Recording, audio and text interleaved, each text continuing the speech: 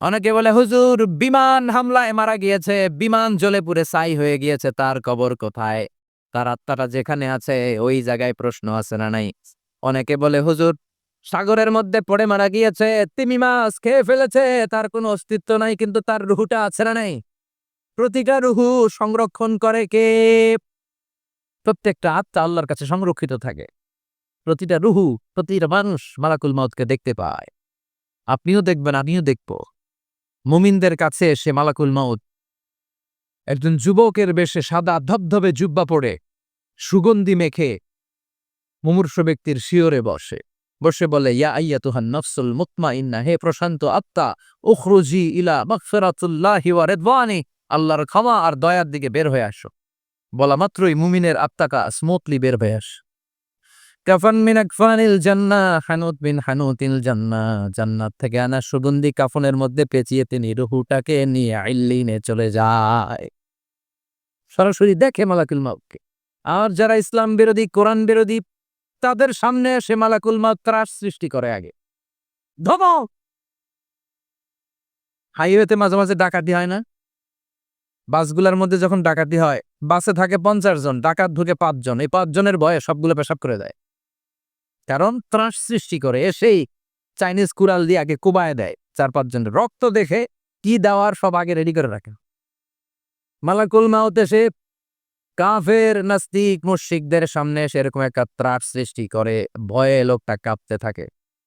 ওর কাছে ভদ্র ভাষায় কথা বলে না, সুন্দর জামা পরে আসে না, কালো কুচকুচে চেহারা, ভয়ঙ্কর একটা রূপ নিয়ে, আকৃতি নিয়ে ইসলাম বিরোধীদের মাথার সামনে আসে, দুর্গন্ধযুক্ত চেহারার দেহ নিয়ে ধমক দিয়ে বলে, ও পাপাত্তা, ইয়া আইয়াতুহান নাফসুল খাবিসা উখরুজি ইলা গাদাবিল্লাহ, হে পাপাত্তা, আল্লাহর রাগ, ক্রোধ আর গজবের দিকে বের হয়ে আ।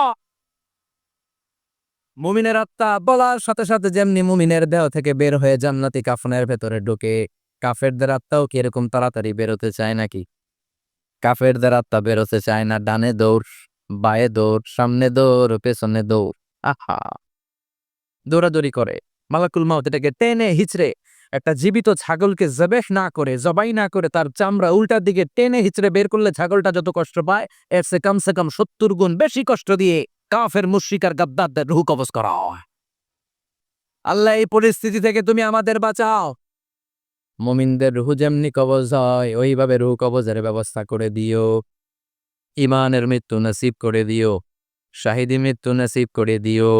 আমাকে শহীদ করে সেই মিছিলে শামিল করে নিও, যে মিছিলের নেতা মীর হামজা, খোবায়েবে খাব্বাব, আল্লাহর কাছে ছিল অতি প্রিয়, শামিল করে নিও আমাকে শহীদ করে সেই মিছিলে শামিল করে নিও। পড়েন আমিন। আরো জোরে পড়েন আমিন। তার মানে বিমান দুর্ঘটনায় হোক, কিংবা লঞ্চ ডুবিতে হোক, কিংবা আগুনে পড়ে হোক, কিংবা আত্মঘাতী হামলায় হোক, যে যেখানেই মারা যায়, কবরের 3টা প্রশ্ন তার জন্য আছে না নাই? ইসলাম বিরোধীদের জন্য প্রশ্ন 3টা, আপনারা যারা মুমিন তাদের জন্য 4টা। আপনাদের জন্য একটা বেশি, আলহামদুলিল্লাহ কন। কবরে এসে প্রথম প্রশ্ন করবে, মুনকার নাকির যখন চলে আসবে, 40 কদম যখন আত্মীয় স্বজনরা লাশটাকে কবরের মধ্যে দিয়ে 40 কদম চলে যায়, তখনই ফেরেশতা চলে আসে। আহা, শেষ, সব শেষ। এসেই পরীক্ষা শুরু। মার রব্বুক, তোর রবের নাম কি? চিল্লায় বলেন, আমাদের রবের নাম কি? আমরা বলবো রব্বি আল্লাহ, আল্লাহ আমারে রব। দমে দমে তনু মনে তারি অনুভব। পড়েন, আল্লাহ আমারে রব।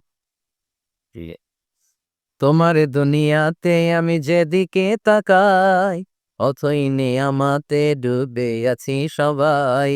পাখপাখালির গানে শুনি তসবি কল রব, তসবি কল রব, আল্লাহ আমারে রব। এই আমার রব। প্রথম প্রশ্ন, তোমার রব কে? আমরা বলবো আমাদের রব আল্লাহ। দ্বিতীয় প্রশ্ন, ওমা দিন, তোমার ধর্মের নাম কি? আমরা কি বলবো? তৃতীয় প্রশ্ন, বিশ্বনবীর চেহারা দেখে বলা হবে আতারিফু হাযার রাজুল, এই লোকটারে চিনো নাকি? আমরা বলবো চিনি আমাদের প্রাণের নবী, ঠিক কি না? চাঁদের চেয়ে সুন্দর তুমি, নবী আমার কামলিওয়ালা। দুজাহানের বাদশাহ তুমি, প্যারা নবী সাল্লে আলা। চাঁদের চেয়ে সুন্দর তুমি, নবী আমার কামলিওয়ালা। ঠিক কি না? ৩টা প্রশ্নের যথাযথ উত্তর যখন দিয়ে দিলেন, আপনার জন্য অতিরিক্ত আরেকটা প্রশ্ন করা হবে, ওয়ামা ইলমুক, তোমার নলেজ কি? ৩টা প্রশ্নের উত্তর যে তুমি করতে পারলা, কিভাবে পারলা, কেমনে জানলা, নকল করে বলছো নাকি জেনে বুঝে আসছো? নকল হয় না? এখন মনে হয় এগুলো একটু কমছে। একটা সময় ছিল অনেক নকল হইতো। পাঞ্জাবের ভিতরে নকল, পকেটে নকল, টুপির ভিতরে নকল, মৌজার ভিতরেও নকল। এমনকি মেয়েরাও নকল করে পরীক্ষার হলে আসে না নাই? স্কেলের মধ্যে লিখে নিয়ে যায়, হাতের মধ্যে লিখে নিয়ে যায়, ওড়নায় লিখে নিয়ে যায়, কাপড়ে লিখে নিয়ে যায়, আছে না নাই? ফেরেশতারা বলবে নকল করছো নাকি? কেমনে জানলা? ৩টা প্রশ্নের উত্তর তুমি কেমনে বললা?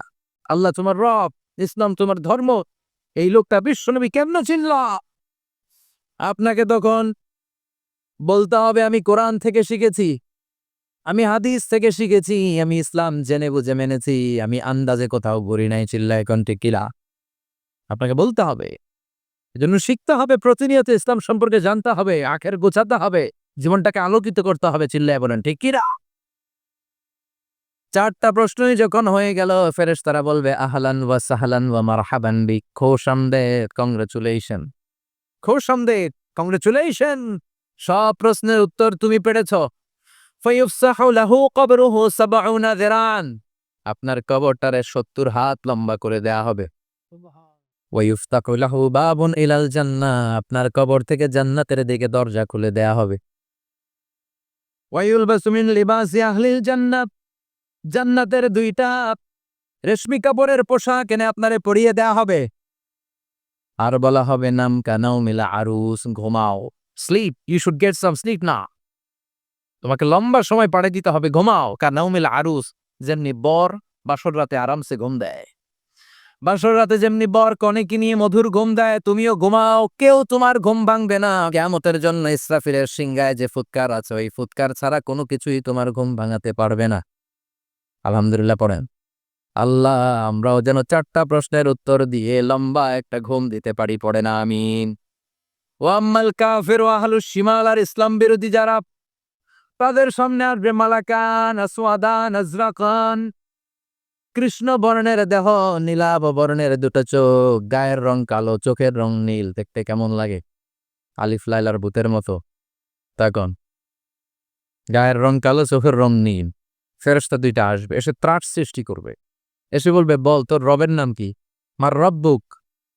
মুশরিক, কাফের, নাস্তিক এরা বলবে আমি জানি না আমার রব কে, আমি জানি না, আমি তো আজীবন শুধু চেয়ার করেছি, মদ খেয়েছি, আমি ধর্ষণে সেঞ্চুরি করেছি দুনিয়ার বুকে, আমি টেন্ডারবাজি করেছি, চাঁদাবাজি করেছি, আমি মাস্তানি করেছি, আমার দাপটে এলাকার ইসলাম প্রিয়রা বাসায় ঘুমাতে পারে না। আমি ছিলাম টেন্ডারবাজ, আমি ছিলাম গডফাদার, সন্ত্রাসীদের লিডার, আমি ছিলাম ডন 1 2 3 সব, আমি ছিলাম ডনের ডন, আমি ছিলাম মাস্তান, রংবাজ, রব টপ কি আমি তো জানি না। লাত্রি লাত্রি আমার জিজ্ঞেস করো না।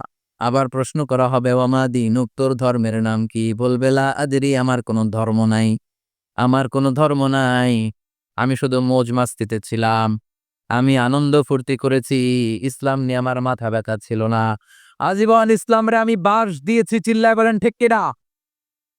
ইসলাম বিরোধীদের সাথে ছিল আমার চলাফেরা, আমার সব সাঙ্গপাঙ্গ ছিল গুন্ডা বদমাস ইসলাম বিরোধী।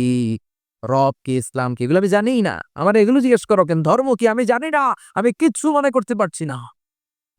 ৩ নাম্বার প্রশ্ন করা হবে আচ্ছা আরিফ হাজার রজুল, দেখো তো এই লোকটারে চিনু কিনা? কয় না, চিনি না, তবে মনে হয় এই লোকটারে দুনিয়ার বুকে আমি গালি দিতাম, এই লোকটার বিরোধিতা করতাম, ব্লগের মধ্যে এই লোকটার ব্যাপারে কুৎসা রটনা করতাম, এই লোকটার কার্টুন বানিয়ে আমি হিংসা ছড়িয়ে দিতাম, এই লোকটার ব্যাপারে আমি এলাকার মধ্যে অপপ্রচার চালাতাম।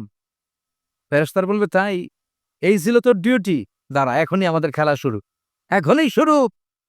ফায়ুত্রাকু বিমাতারিকা মিন হাদিদ, লোহার একটা হাতুড়ি দিয়ে মাথা থেকে পা পর্যন্ত পিটানো হবে, পিটিয়ে ওর গোশতর হাড্ডিগুলোকে থেতলে ফেলা হবে।